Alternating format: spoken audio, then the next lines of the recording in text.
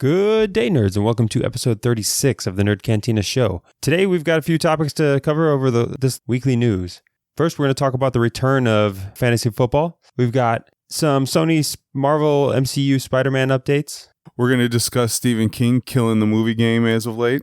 And we've got a major breach of our privacy from Facebook, and we'll discuss that. It's a light week. Here it goes. Calling back all nerds.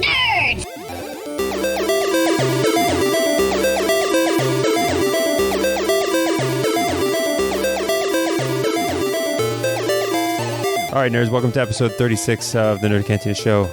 Let's get started by throwing it at a movie that you've recently seen that I don't know if anybody else is seeing. Yeah, with everybody going and seeing It 2 this week and me not being too big of a horror fan, I thought I'd go see a movie. I think it came out 2 weeks ago.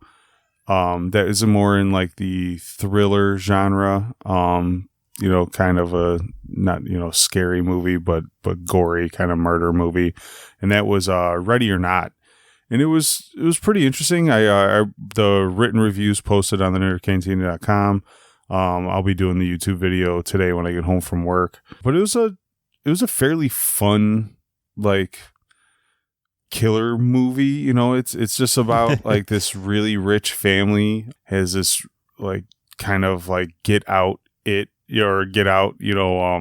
family tradition of if you want to be in the family, you have to draw a card from this pile of games. They made their fortune selling board games throughout the century, and pivoted that into other things. They become uber billionaires. And so if you want to be a part of the family, you have to draw a card of this game. And if it's chess, you just play chess. If it's any of these other like lame board games, you just play the game. But if you draw the hide and seek card, they have to find you and kill you before the sun comes up. So yeah, it in the family, it doesn't happen often that someone draws this card, but when they draw it, we turn into ravenous murderers and have to kill the bride. So it's a fun little story. It's got its moments. It's gets comedic at times. They poke a little fun at themselves and they don't take it too serious, but at the same time, it's not like campy to where you don't get into the movie at all. I enjoyed it. I'm not going to say it was like some great film, but I was pleasantly surprised. I went in with really low expectations, and I walked out like, that wasn't that bad. All right, cool.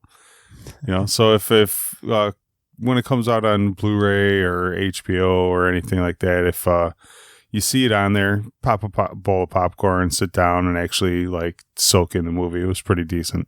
Well, if you want to hear maybe a few more opinions on there, Steve's going to have the YouTube video you can find at our YouTube channel, or go to nerdcantina.com to find his written article. Yeah, even if you don't want to share it with somebody, you might.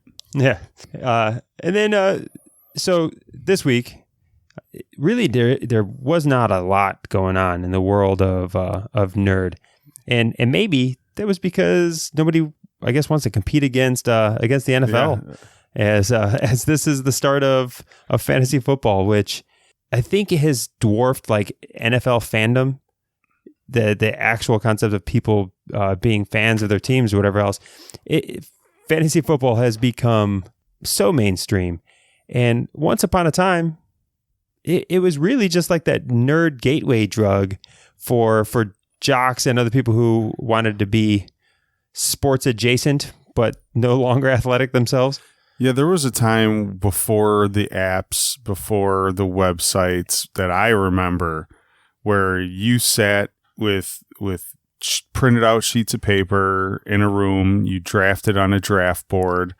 You bought magazines that had the rosters and positions that everybody was at. And then weekly, your commissioner would have to take out the Monday morning paper, and they would print all the stats of each game on a page of the newspaper, and you'd have to literally do the math conversions in your head, tally it all up, and then you got some asshole on Tuesday. It's like, no, I could have swore I scored 115 points. Like you had to miss it. And then you got to go back and you got to look everything up and all kinds of discrepancies. But fantasy football's been around for a couple decades now, actually, and only over the last decade has it kind of amassed into this, 15 different apps to play on. They got the FanDuels and the the gambling aspect of it, where you could play daily if you wanted to. Yeah, it has become huge. I still remember the by paper doing it. I still have buddies of mine who do it, live. I do a live draft every paper. year. We just had it last week because that's part of the fun. I wanted one league where all of us are in the same room at least once a year. So like when you do the online drafts, it's kind of like a faceless league and you don't really kind of get into it as much.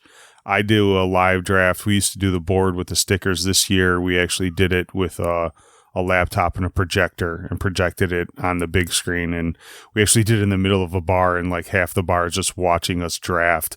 Like it was literally like an NFL thing. Someone drafted a player that got cut by the Raiders already, and a dude walked from the bar up to like us, was like, hey, your buddy knows that dude isn't even on the team anymore. And like we literally stood up and made the whole bar stand up and point and laugh at him.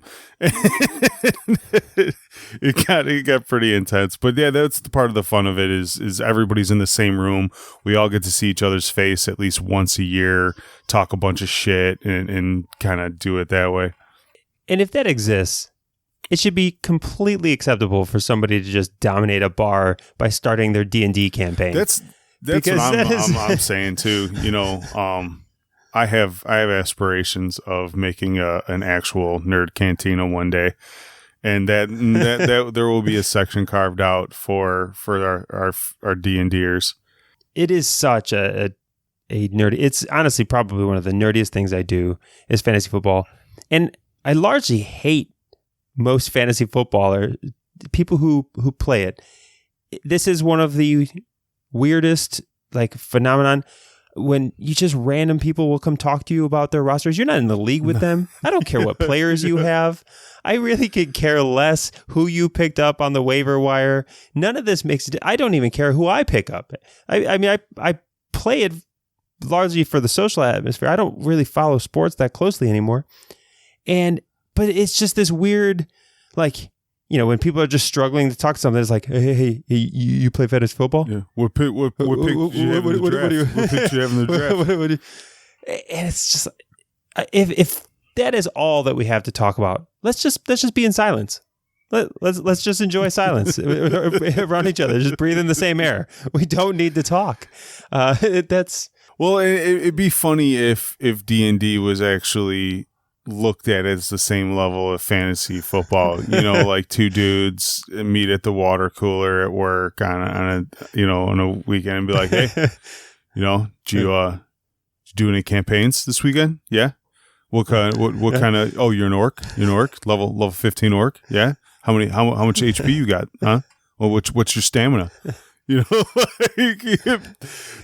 I would love a world like that. Actually, to tell you the truth, I really would enjoy seeing just like D&D banter like that normalized, because it would make, like you said, those fantasy football conversations, they've grown tiresome because we've done it now for so long. It's just different names. It's just different names. It's the same concept. It's just different names, different players. I would like to see D&D normalized like that, even though I've never played D&D. No, never. We've been talking out, together that we'd like to try to have somebody run us through a campaign and give us the lowdown. I think this year we should try to get a good D&D campaign, and then next year find like 8 of the nerdiest dudes that we know that have no clue about sports, and then live stream a fantasy football draft. Like, we'll do D&D, you got to do fantasy football, and we'll all just team it up. That might be entertaining. And then when we lose, it just proves that there's no talent to it whatsoever. Well, I mean, but there's too many statistics involved to not be a nerd with it, right? You know, you're quantifying yardage and point, you know, pass, you know, especially a PPR league in. Well, like I said, modern fantasy football makes it all easy. You could know nothing about it, and if they're going to project how many points everybody's going to have, you know, once upon a time there were no projections. It was just you had to know these rosters cold, and you had to know all of these players and what their potential was and what the matchups were yourself. Yeah, I remember. Nowadays, I you don't remember need to know any of that drafting shit. Ricky Williams when he came off the weed suspension. Everyone's like, "Oh, what are you doing? What are you doing? He ain't gonna play." And that dude just killed it. Nowadays, ESPN does all the hard work, legwork for you. It's true.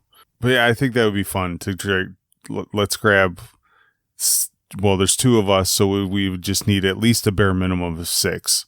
You know, an 8-man league, and just grab 6 of like the most random, nerdiest people we can find out of the cantina.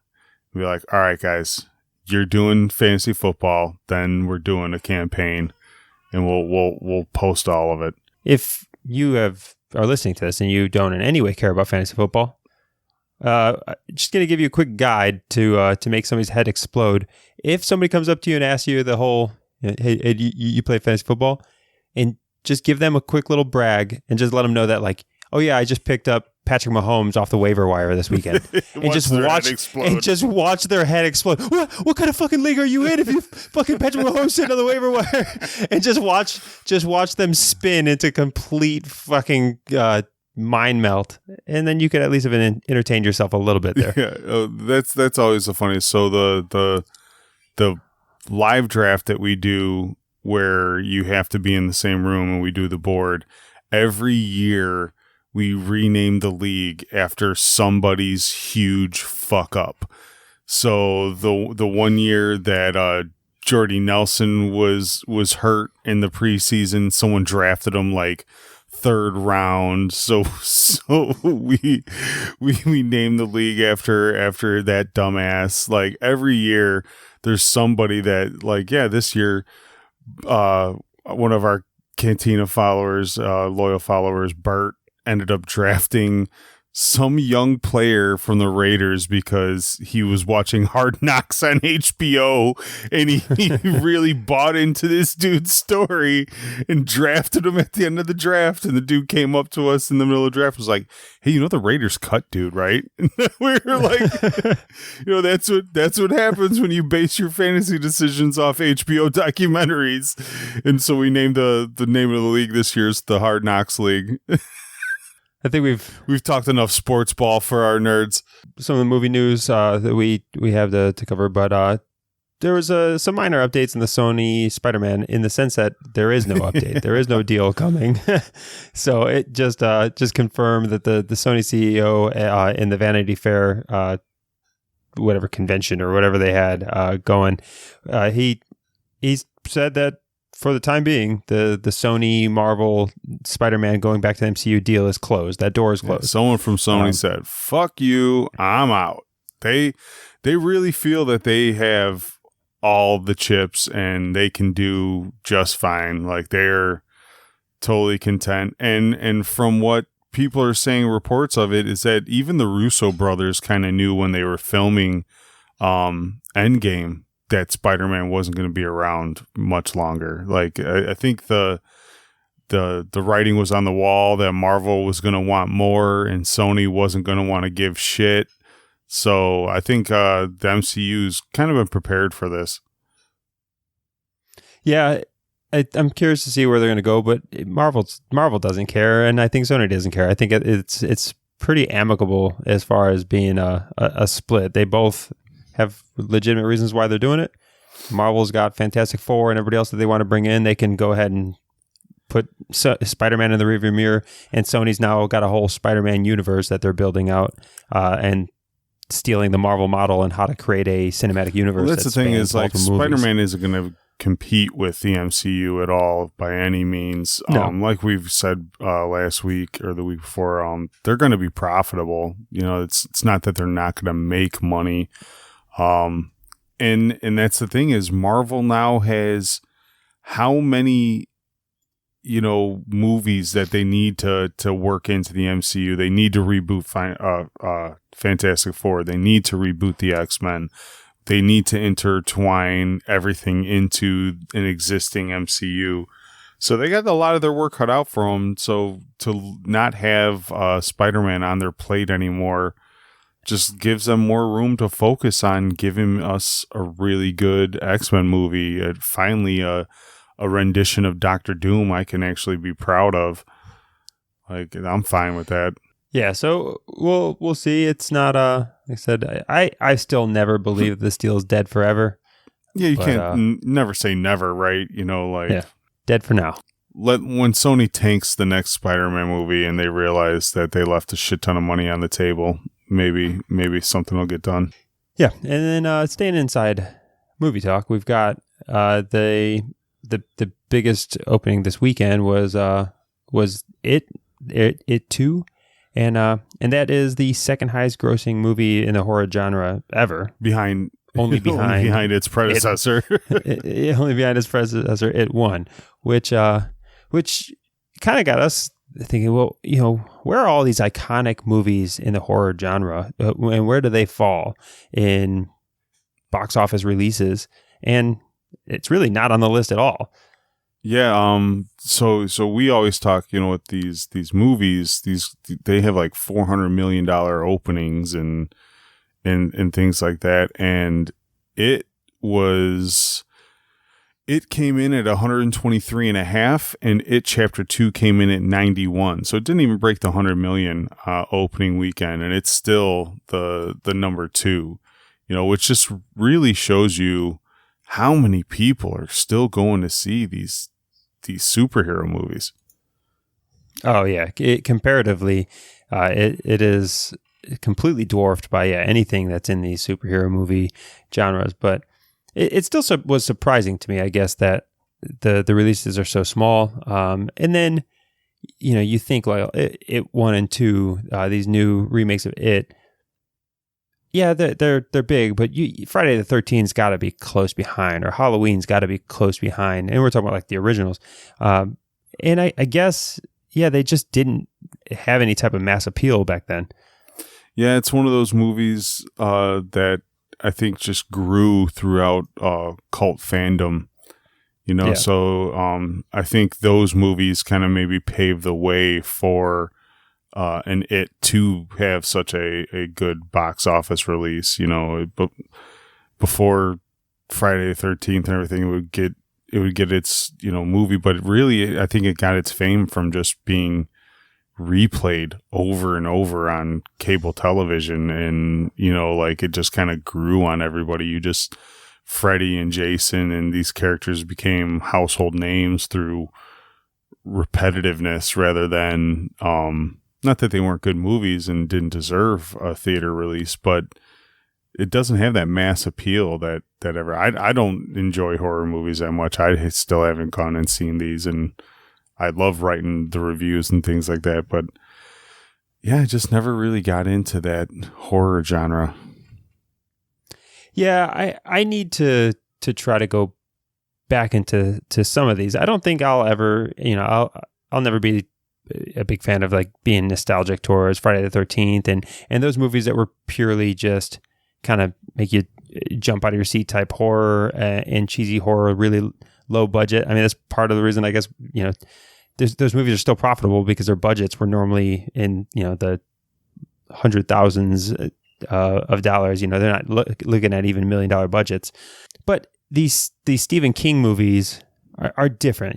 Stephen King is, yes, they're suspense and horror, but they're different than the cheap thriller. Yeah, they're really well written and really kind of, I don't know how to explain it really. So it's not just I'm going to jump around this corner and I'm going to slice off this and slice off that. It's kind of got like a demented aspect to it. This really creepy, like makes the hairs on the back of your neck stand up type horror. It's not, I'm in your dreams and I'm gonna do kind of crazy shit to you, and it's gonna happen to you in real life. Like those were good concepts, but they didn't have like a depth to them that these Stephen King renditions do.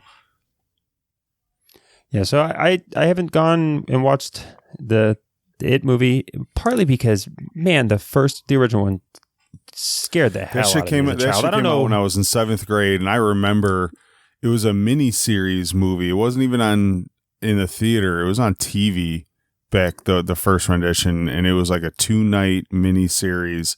And I remember coming into school after that shit wrapped up, and kids were freaked the fuck out, man. I don't know who was letting all these kids watch it back then, but I watched our it. dad didn't allow us to watch elementary that shit. school. And yeah, so I should watch these.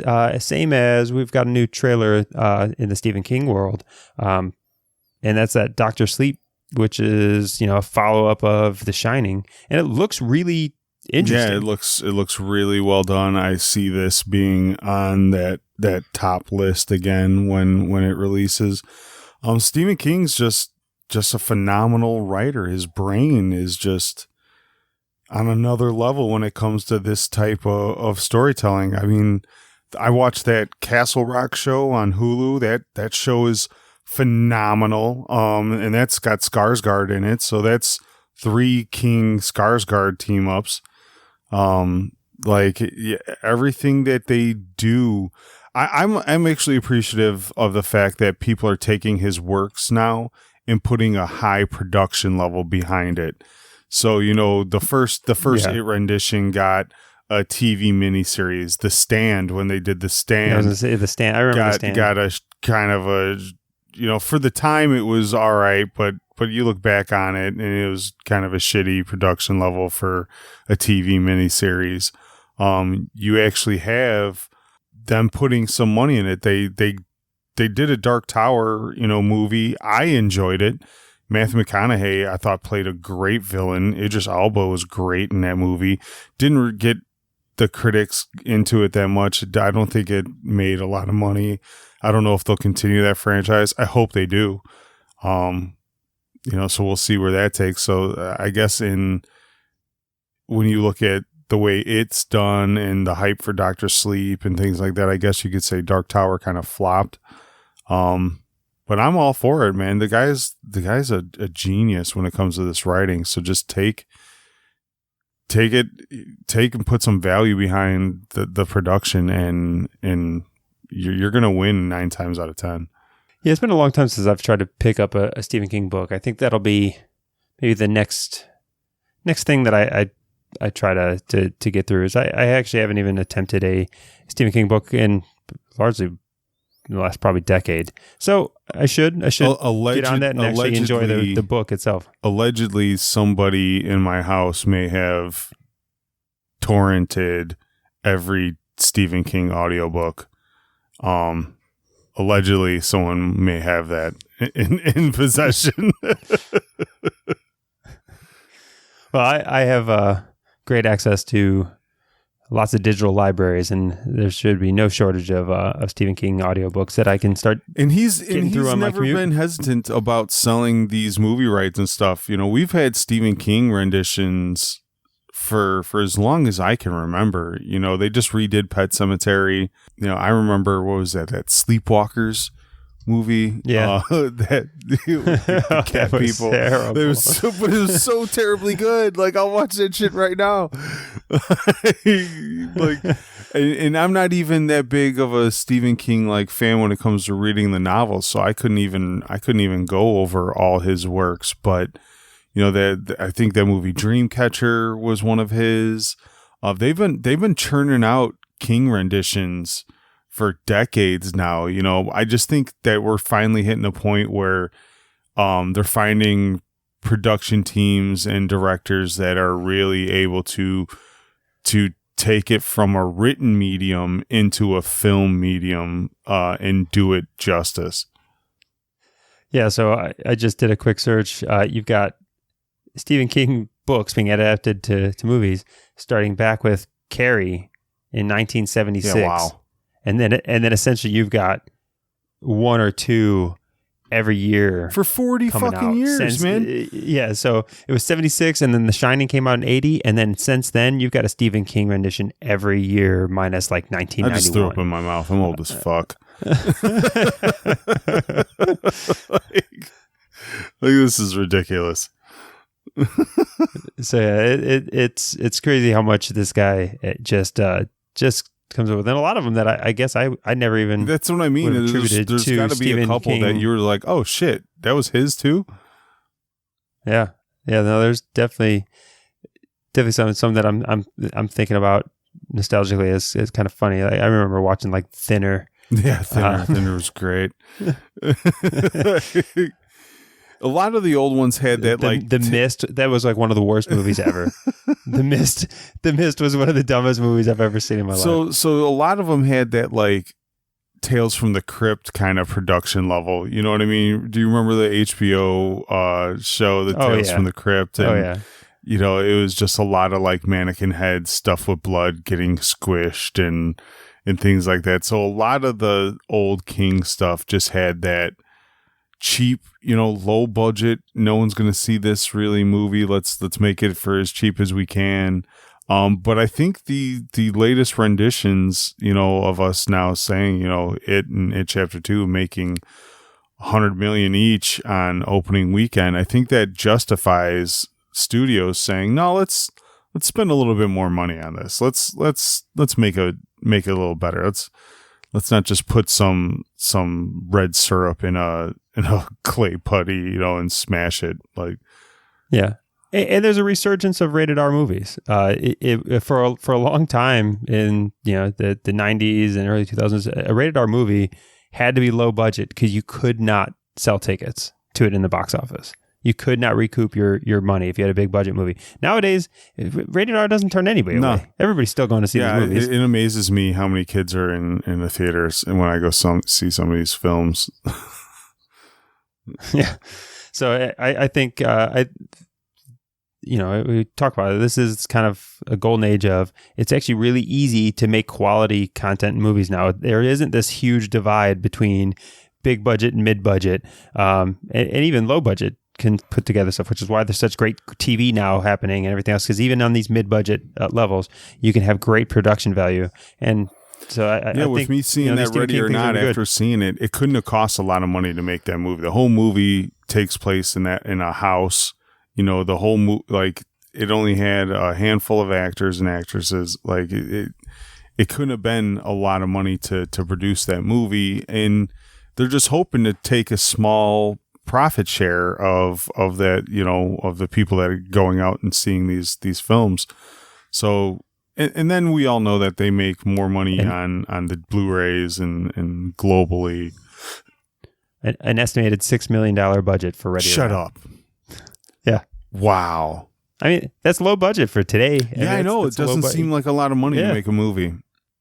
No. I mean, that's pretty low budget there. So yeah, so you know, if it makes 10 million, fuck it. You know what I mean? Like you almost doubled your money. Like, wow, that's impressive. They must not have had a single name that you know of in that movie. So I said in the review that it's familiar faces. You know, yeah, but no big Andy McDowell. Nobody you're paying their name. Andy McDowell's the like veteran actress in it. I did say in the review that the lead actress is Margot Robbie on a budget. Like she looks just like Margot Robbie, like to where's like they do like a big pan away on the poster. So like if you're looking at the poster from far away, you're like, oh shit, is that a new Margot Robbie movie? And then you get in the theater or you get to the poster and you're like, oh no, that ain't Margot Robbie, but like, damn, it looks just like her. Every once in a while, they just deep fake Margot Robbie's face in there, so it really tricks you the whole way. I'm telling you. Like, but there are like, you know, a lot of actors to where you're like, oh, I remember him from that one TV show, or I remember him from that other movie. Like, so it wasn't like all no names, but it was definitely. I don't want to offend these actors by calling them B-list, but they're definitely not on the. No, they're B-list. On the they're star, B-list. You know. They're not on the Walk of Fame anytime soon. Yeah, they're definitely B-list. But hey, that's good. I mean, these movies still have a place. Not every movie could be big budget box office smash, and they don't need to be. So you could still make money on a $6 million budget because it's. And that was part of the reason why I wanted to see it. Is like so many people only go see a few movies a year, and these big event movies take that audience like all the time, you know. So if you're a big horror genre fan, you know, you're gonna go see it. You're not gonna go see the thriller Ready or Not or things like that. So a lot of our artsy movies and a lot of these lower tier movies, they're worth a watch. Like I said, I enjoyed it. Like it was a fun little night in the movie theater. I wasn't gonna come out of the theater and be like, oh damn, you got to see this movie. But like, at no point was I in the theater like, why did I waste my time? Like, why am I sitting here? You know, so those movies have a place in our society. You know, if we didn't make those movies, you'd have this void. You know, it'd just be Marvel, DC, and then an occasional, you know, Ridley Scott space movie. Yeah, you need the filler. And that's what these movies are. So that way in September, when there's really no major releases. Yeah, the last 2 weeks I've been struggling to like, what do I want to see? What do people want to know about? And over the last 2 weeks, there's really hasn't been much. So I think we can move out of movie talk. And our last topic that we wanted to make sure we brought to everybody's attention was a little bit of a privacy issue as Facebook lost. I lost the number. It's hundreds of millions of phone numbers, cell phone numbers lost by Facebook.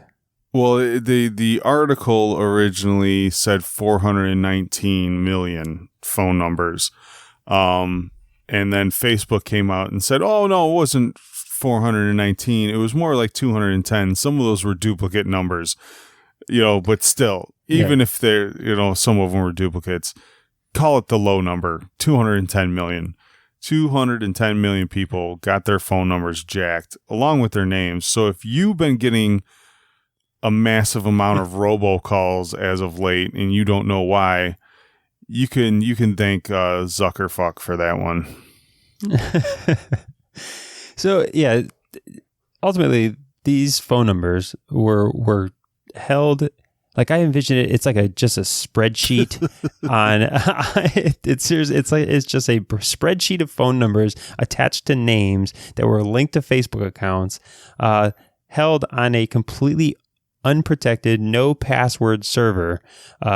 So there was a way to search for a Facebook user by phone number. They disabled that after the Cambridge Analytica stuff, but because you could search for a Facebook user by phone number, Cambridge Analytica was taking that info and sending it to a server somewhere. No one down the line thought to even put a fucking password on this goddamn thing.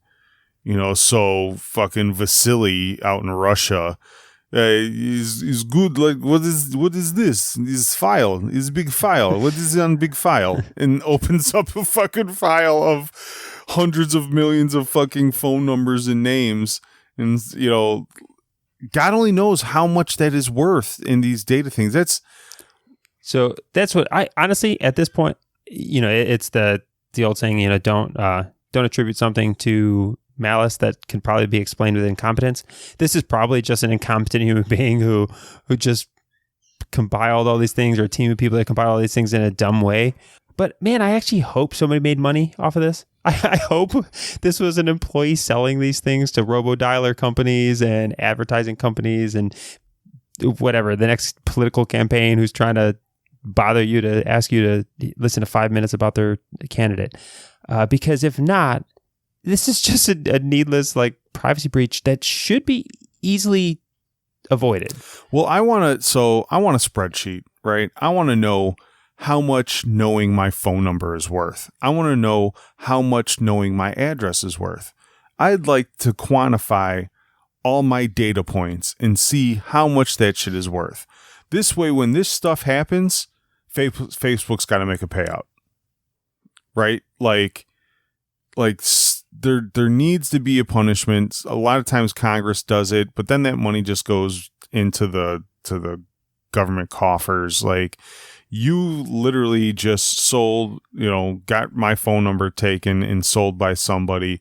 We need to quantify these things, and then when they're stolen, reimburse the people that are going to be affected by this shit. Like, I get robocalls all the goddamn time. They're horrible.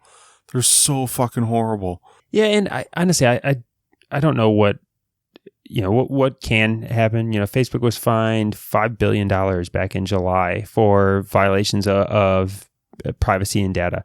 Yeah, and did you get a check? It sounds. Did you get a check, motherfucker? I didn't get a check. It was my goddamn. It was my goddamn fucking data. I didn't get a fucking check.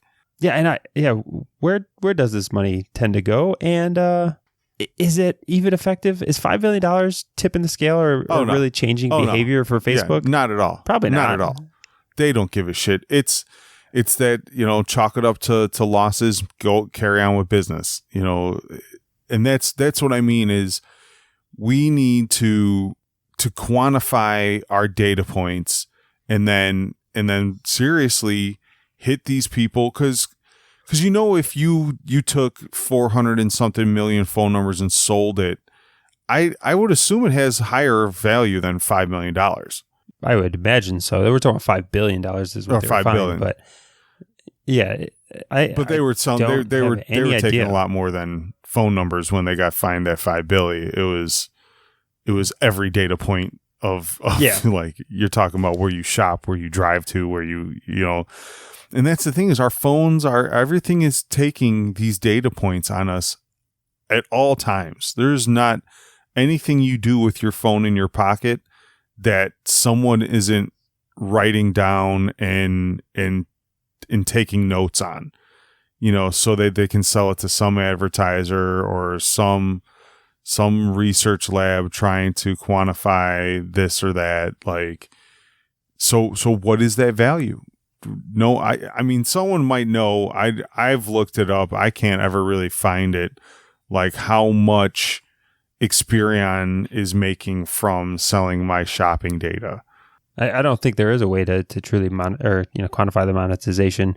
In the end, these are things that we keep bringing up here in the podcast just because it's something that we're kind of hyper focused on is these privacy concerns and just understanding what's happening with the data. I'll play Chicken Little on this subject. The sky is motherfucking falling, people. The sky is fucking falling.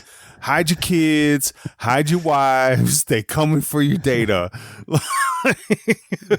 But we're almost at a point that there's little that can be done about it, especially as a consumer. So just knowing what's happening at least gives you some kind of defense against once there's a massive exposure somewhere that where not to put your data or what to do. But in the end, your data's out there. This has got to require some kind of governmental change, and I don't have faith in the government to actually do things right. So I don't want to see that to be overregulated either. Yeah, if this is one of your first episodes that you're listening to, one, I apologize for the slow news week, and two, go listen to the Cantina conversation we recently did with Cory Doctorow, because this is all falls right into everything we've been talking about. What you do, the information you provide has a value. We're now commodities to everybody. Facebook looks at you as a commodity. Google looks at you as a commodity. You are profit generating entities just by existing in a world that they exist in. So at some point we need to say, well, if I have some value, then I want more than baby pictures all over my fucking timeline and a free fucking email. Fuck you. Give me dollars. Give me better products. Give me something other than, an @Gmail fucking email account, a space view of my fucking house, and, Brenda's kids' first day of fucking school. I want more. Yep. We're in this nasty cycle where we don't want to pay for these services. So we don't necessarily control the rights. If Google's going to provide free services, they have to have a means to make money from it. And it's this weird cycle that we want greater privacy, we want greater control, but we also don't want to pay in order to make these companies viable without monetizing our data and what we're doing on those platforms. Yeah, but at the same time, if you had to pay for a Gmail service, how much would that actually cost nowadays? 99 cents a month? Like literally, how much would it cost for a company if you wanted to say, look, I want to start an email company that will never read your emails, that will have everything secure. Once we shred all the data points once we get them, like how much would it cost to run that fucking service? $1 a month, bro. $1 a month. Like the trade-off that we get from them is not an even trade whatsoever. That's why they've amassed into the most profitable country or company this country has ever seen. Yeah. You know, Amazon, you could at least say sells products. They sell products. They have profit lines. You know, like there's no products with Facebook. There's no products with Google. They're just providing a service. And yes, it's a free service, but the money they generate from these free services obviously isn't comparable to what they offer. It is a really, really tough issue. I can't think my way through a solution on how this gets improved. You know, I'm sure some individuals do, but yeah, the private servers, the secure servers, even then, it's only going to have limited availability. You could not support the millions and millions of individuals who are having email accounts rolling into these private servers. And if they're not, then is anything really private once you're emailing all these other individuals who don't have their shit secure? Yeah, that's why, like, I listened to a podcast on Sam Harris's podcast, and he had the old exec of Facebook, and dude hasn't used Google in 10 years because of the data points that Google has and what they're capable of, and how they read all your email. Like when he talked about Google, like he made them seem like literally the Lex Luthor of companies. Like it was amazing the shit that he said they were doing. And he's like, yeah, I haven't used Google. He's like, I won't allow someone to email me from a Gmail account. He won't even open the email. He said that. He's like, I don't even, he's like, not only do I not use Gmail, he's like, I won't allow Gmail to come into contact with any of my digital shit. And I was like, damn, bro. Like, well, and the people who are in the industry, like it's crazy that, you know, the Zuckerbergs, the Tim Cook, and all these individuals, like you see them in interviews, and they're the ones with the duct tape on their webcams. Yep. They're the ones who have everything locked down. They don't let their kids or family members use the own service, the services that they're providing to everybody else. Like they know shit that we don't, and they don't use the services that they throw our way. Like that should be absolutely telling to everybody. Oh, for sure. It's a huge red flag. You know, like, yeah, like you said, if they got their webcams covered, well, maybe I should cover my webcam too. I mean, these are topics that we do talk about a lot, and we could talk forever about it. But I think at this point, this will wrap up our weekly news here. Light on the news, but we still thank you for listening for the episode. Yeah, I'm working on a little. I'm gonna put myself out there right now so I can hold myself accountable. Next week, I'm gonna compile a list of the fall shows coming out. We'll do a little bit of a TV discussion next week. We'll have some more in surfing in case we have another slow. Hopefully, our nerd community will go out there and do some interesting things, and we'll have a little bit more to talk about next week. But as always, we encourage you to join us at thenerdcantina.com/community. That'll take you to our private Facebook group where, you know, we're going to continue to have good conversations regardless of what's going on in the news. We're still debating topics and sharing the latest articles that interest us. Also ask you to go and leave a rating and review in iTunes or whatever podcast platform you have. And let's get this podcast out to some of your friends and to a greater audience. Pound that share button. Until next week. Talk to you later, nerds. Real quick, we just wanted to mention one of our favorite new apps, which is Podcoin. So assuming that because you're listening to our podcast today, that you happen to be a podcasting nerd. And if you are, I can't see any reason why you wouldn't want to get paid for your time. I'm a big fan of getting paid to do stuff that I do in my daily routine anyways. I sign up for all the rewards programs possible. And with Podcoin, you actually get paid to listen to podcasts. So every minute that goes by that you're listening to your podcast, you are throwing away potential money. So go ahead, download Podcoin app on either through iTunes or through the Google Play Store.